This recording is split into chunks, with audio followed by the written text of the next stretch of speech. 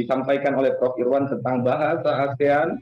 Ini satu isu yang menarik walaupun agak sensitif, tetapi di kalangan sastra saya pikir ini tak sensitif lah. Kita orang-orang yang terbiasa juga. Itu boleh berlaku dengan lebih mudah kalau anak-anak muda kita dari Indonesia mengambil istri atau suami dari Malaysia dan orang-orang Malaysia. Saya sangat terima kasih sekali adanya forum ini, ya, forum lintas negara yang sangat produktif sekali, progresif, ya.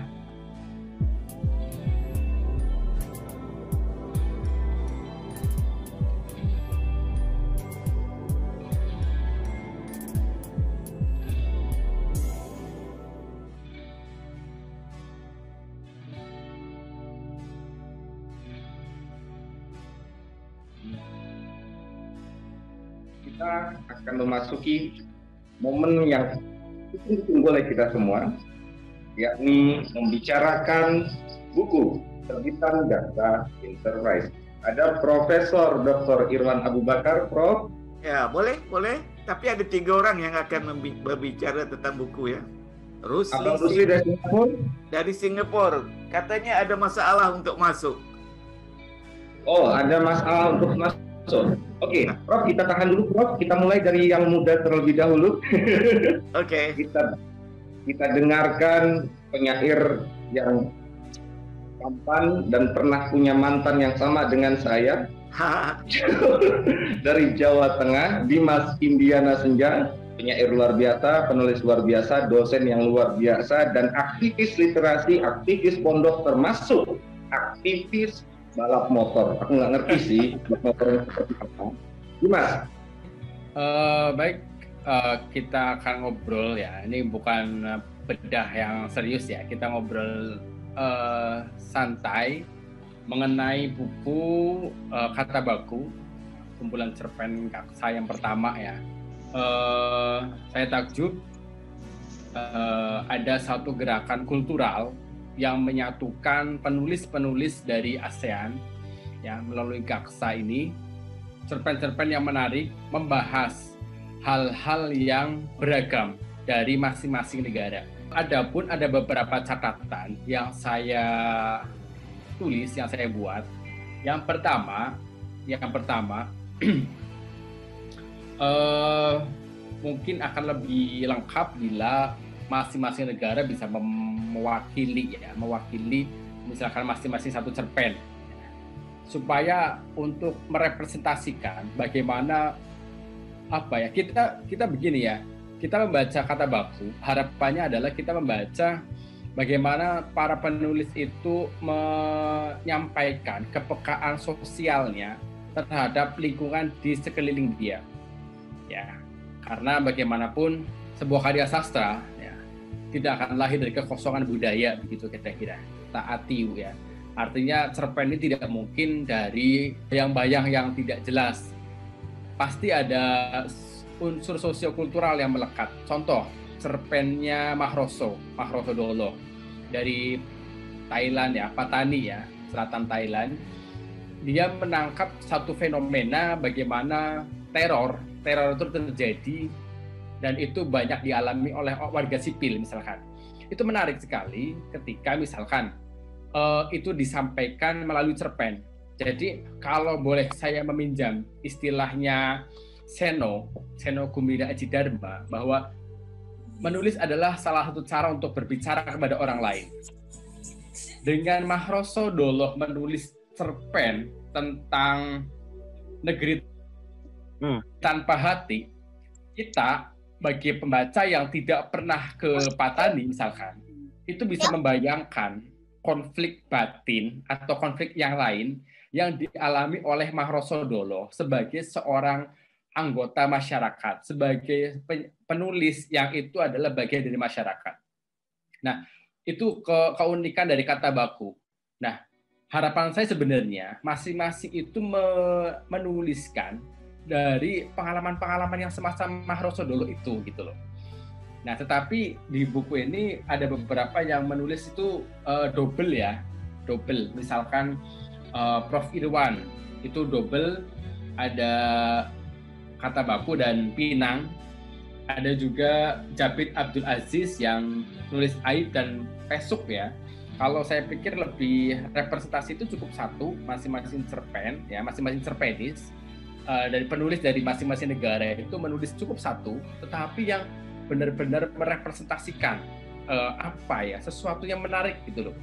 Sehingga orang membaca buku Kata Baku itu adalah dia membaca realita yang ditangkap oleh sastrawan, oleh cerpenis di lingkungan negaranya atau di lingkungan kehidupannya gitu. Itu yang sebenarnya menarik ya, yang menarik dari Kata Baku. Harapan saya nanti ke depannya setelah Kata Baku nanti akan ada ini ya, tulah ya, tulah. Kebetulan saya juga ikut di buku tulah. Kemudian di buku-buku cerpen Gaksa selanjutnya semestinya harapan saya masing-masing penulis cukup satu cerpen, tapi yang benar-benar representatif gitu. Nah, berarti ini tugas dari kuratorial ya, kuratornya Prof. Irwan misalkan nanti lebih selektif dalam menyaring cerpen-cerpen yang masuk ke dalam buku, misalkan begitu. Nah, itu yang saya tangkap dari dari buku Kata Baku ini ya. Keberagaman itu yang sebenarnya menarik ya, karena jarang sekali ada lembaga atau ada komunitas yang menyatukan karya-karya dari berbagai negara. Makanya saya sangat hormat sekali, saya sangat bangga sekali kepada Gaksa. Saya pikir ini satu gerakan kultural yang perlu dilanjutkan bahkan oleh keturunan-keturunan kita kelak gitu ya. Nah, ini selain itu buku Kata Baku ini ya, bahkan kalau bisa setiap tahun Prof. Irwan, setiap tahun ada buku seperti ini. Wah, itu keren sekali. Kenapa? Tadi sebuah upaya untuk mencatat perkembangan ini perkembangan sastra dari masing-masing negara. Yang kedua, kita akan mengetahui sejauh mana persoalan-persoalan sosial, misalkan budaya yang ada di masyarakat itu yang ada di negara orang lain. Jadi, misalkan saya tidak pernah ke Malaysia misalkan, tapi saya tahu bagaimana kondisi Malaysia melalui tulisan-tulisan atau cerpen-cerpen Prof. Irwan. Teman-teman yang tidak pernah ke Jawa Tengah, misalkan ke Indonesia, ke Jawa Tengah, itu misalkan melalui cerpen saya yang ditulah misalkan di buku yang kedua, teman-teman akan tahu betapa Javanese itu ya, bahwa Jawa itu sangat dekat dengan kehidupan mistis misalkan. Itu menarik. Nah, itu harapan saya keberlanjutan dari Kata Baku ya, Prof. Irwan. Saya harap, saya bangga sekali, saya apresiasi sekali atas kehadiran Kata Baku ini. Yang kemudian dilanjutkan lagi dengan tulah, kemudian dilanjutkan lagi dengan buku yang lain, sehingga akan ada kebaruan-kebaruan. Nah, jika selama ini fokus kepada puisi, ya bahkan kita lihat dari 10 buku yang kita luncurkan malam ini, 8 itu puisi, ya 2-nya baru cerpen. Nah, bagaimana ke depan itu harus seimbang antara puisi dan cerpen. Misalkan, bahkan kalau bisa esai tentang sastra di masing-masing negara misalkan. Prof. Irwan kemudian menulis tentang perkembangan atau dinamika sastra di Malaysia misalkan. Terus Rois itu kan misalkan menulis tentang dinamika sastra di Indonesia. Bagaimana menulis tentang Narudi, tentang Saud dan sebagainya, itu akan menarik. Nah, kemudian nanti orang-orang Malaysia itu tahu bagaimana dinamika sastra di Indonesia saat ini misalkan. Dan itu bisa menjadi kajian studi akademik. Ya, jadi sastra ini menariknya itu. Jadi kita bisa menjadi sumber studi akademik ketika misalkan ada peneliti yang akan meneliti tentang bagaimana pandangan sastrawan dari ASEAN ini tentang sosiokultural yang ada di daerahnya pada tahun 2019 misalkan.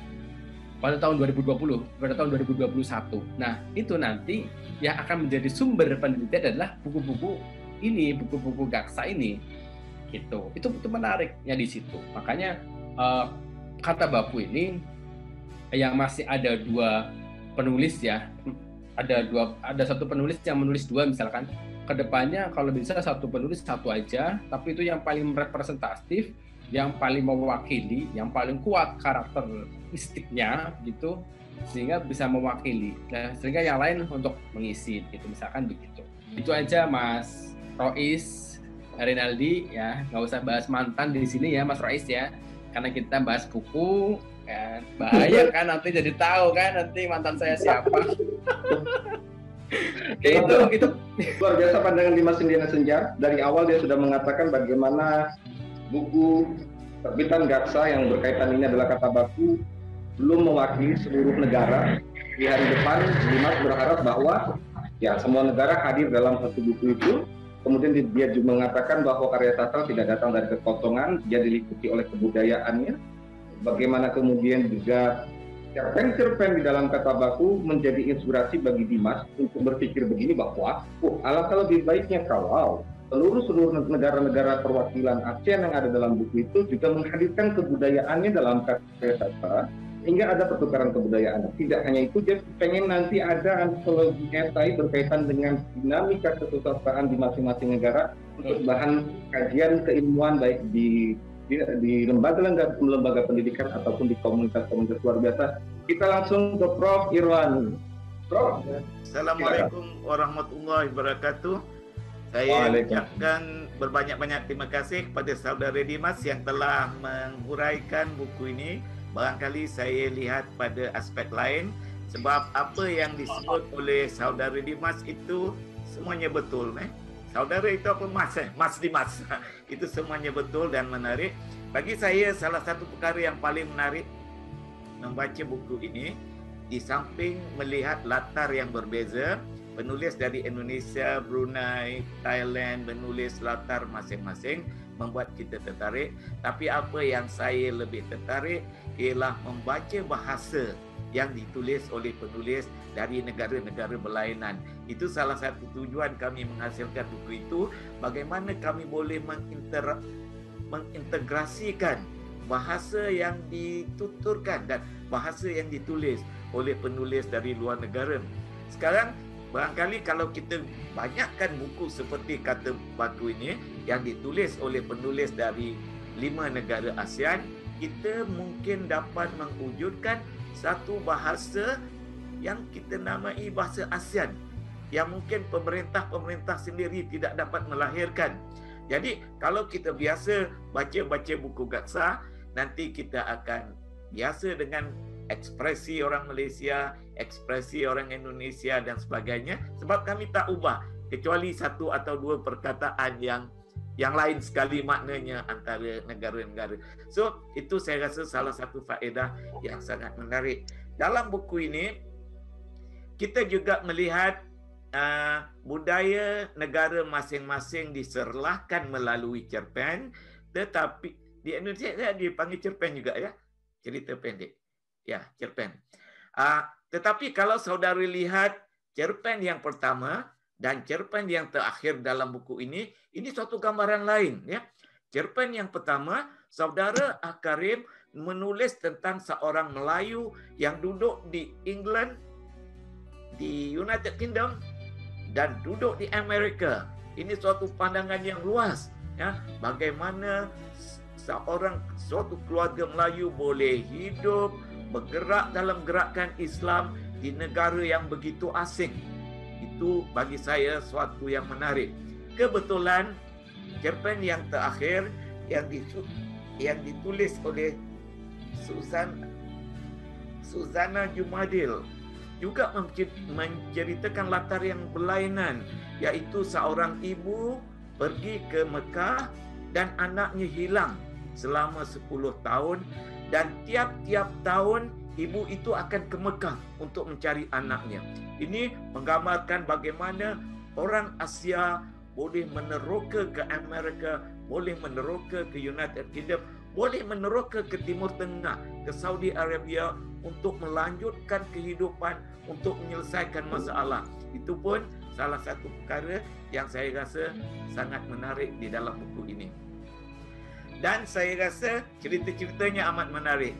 Saya baca cerita-cerita yang dibawa oleh penulis-penulis Malaysia, penulis-penulis Indonesia, sangat menarik. Tanya kalau ada masa, saya boleh ambil satu cerita, katakanlah cerita dari Indonesia lah. Ini ditulis oleh saudara Mirza M. Sastro Mojo, perempuan-perempuan di perpustakaan. Ini cerita yang ditulis oleh anak muda tentang cerita biasa. Dia bawa kita masuk ke library, dia kata ada 4 orang perempuan dan cerita siapa perempuan ni macam mana. Suatu cerita yang biasa, tetapi suatu suasana yang boleh menarik pembaca dari semua negara. Walaupun dia bercerita tentang sebuah perpustakaan di Indonesia, 4 orang gadis Indonesia dan sebagainya, tapi cerita-cerita macam ini sangat menarik. Dan saya rasa apabila kita rajin membaca cerpen-cerpen dari pelbagai negara ini, kita akan merasa diri kita sekarang sudah menjadi rakyat ASEAN dan bukan lagi rakyat Malaysia atau Indonesia atau Brunei dan sebagainya. Sebab bahasanya kita tidak akan ubah kecuali 1-2 perkataan yang sensitif. Jadi kita akan membaca suatu bahasa yang saya harap akan menjadi bahasa ASEAN, di mana satu hari nanti orang-orang dari 5 negara ini akan berkongsi satu bahasa seperti yang kita lakukan pada hari ini. Itu saja yang hendak saya sampaikan. Tetapi kalau kita lihat pada buku ini, cerita-ceritanya memang menarik.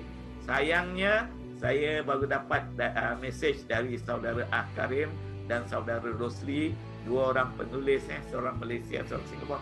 Mereka cuba masuk tetapi tak dapat masuk di sini. Tapi alhamdulillah tak apa, cerita-cerita yang mereka bawa adalah menarik dan boleh kita baca dari sini. Itu saja. Dan kita juga ada satu cerpen seperti yang disebutkan oleh Dimas, cerpen dari Maroso Dolo, iaitu dari Thailand. Saya berharap pada satu hari nanti, pada tahun-tahun yang berikut, kita akan dapat menghasilkan lebih banyak buku-buku seperti ini. Dan lebih menarik kalau kita boleh dapat seorang penulis Indonesia menulis tentang Malaysia. Dia mari ke Malaysia, dia bergaul dengan orang Malaysia. Atau sewaktu saya pergi ke Banten, saya balik Malaysia dan saya tulis cerita tentang orang Banten.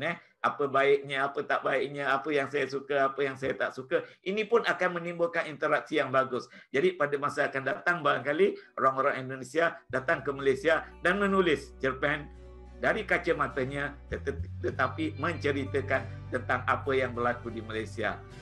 Benda-benda seperti ini payah untuk dilakukan oleh orang lain, tetapi badan seperti kita, GAKSA, Gabungan Komunitas Sastra ASEAN, merupakan satu badan yang mampu menghasilkan karya-karya dari standard yang sedemikian. Itu saja buat masa ini. Terima kasih. Terima kasih, pengurusi. Waalaikumsalam warahmatullahi wabarakatuh. Terima kasih, sebuah pemaparan yang luar biasa mengenai bagaimana buku itu ditulis. Kalau Dimas tadi mengatakan bagaimana orang Indonesia bisa menghadirkan keindonesiaannya kepada ASEAN, Prof. Irwan berpikir begini, bahwa orang Indonesia menulis Malaysia, orang Malaysia menulis tentang Indonesia. So, ada konspirasi dunia menarik. Termasuk juga pembahasan yang disampaikan oleh Prof. Irwan tentang bahasa ASEAN. Ini satu isu yang menarik walaupun agak sensitif, tetapi di kalangan sastra saya pikir ini tak sensitif. Kita orang-orang yang terbiasa juga. Itu boleh berlaku dengan lebih mudah kalau anak-anak muda kita dari Indonesia mengambil isteri atau suami dari Malaysia dan orang-orang Malaysia mengambil suami atau isteri dari Indonesia. Itu sangat bagus. Dimohon untuk tetap di tempat. Saya ingin juga mendengar pandangan-pandangan dari kawan-kawan penulis dari berbagai negara mengenai cerpen yang tadi dibahas atau mengenai kesusastraan ASEAN itu sendiri. Tetapi sebelumnya saya ingin menyapa Faris Naufal Ramadan. Apa Faris Naufal Ramadan sudah di tempat? Hari ini salah satu pengurus GAKSA di Banten. Mari kita dengarkan pembacaan puisinya. Berjudul Di Lahan Persengketaan. Semoga dapat dinikmati. Lalu kami bernyanyi di tepi jalan ini, sekedar untuk mengantar pulang seorang lagi yang tumbang di lahan persengketaan. Ini hari kain hitam tak mesti, sebab kami tidak sedang meratapi. Nyanyian kami bernada lantang, menuntut sebuah pertanggungjawaban.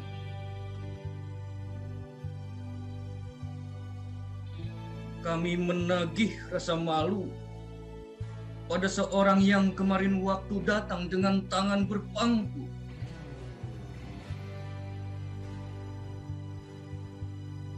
Tidak ada pergantian hari serta jadwal kerja dan jam istirahat di masa gawat. Kami tidak beranjak ketika bel berbunyi dan lampu dipadamkan. Kami terlanjur menyala tanpa sanggup lagi diredam. Telah kami persiapkan segenap jiwa pula nurani.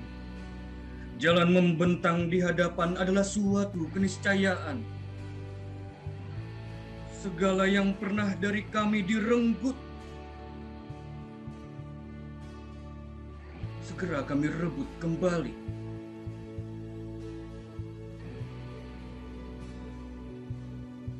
Di lahan persengketaan, kami adalah badai, kami adalah petir, kami bertaruh martabat leluhur, kami bertaruh nasib anak cucu, kami pasukan yang siap menerjang kapan saja.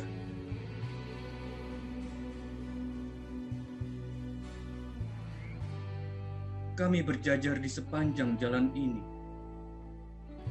sekedar untuk mengisyaratkan kepada setiap apa yang melintas bahwa pertarungan belum selesai dan nyanyian kami menolak usai. Malang 2017. Terima kasih atas kesempatannya.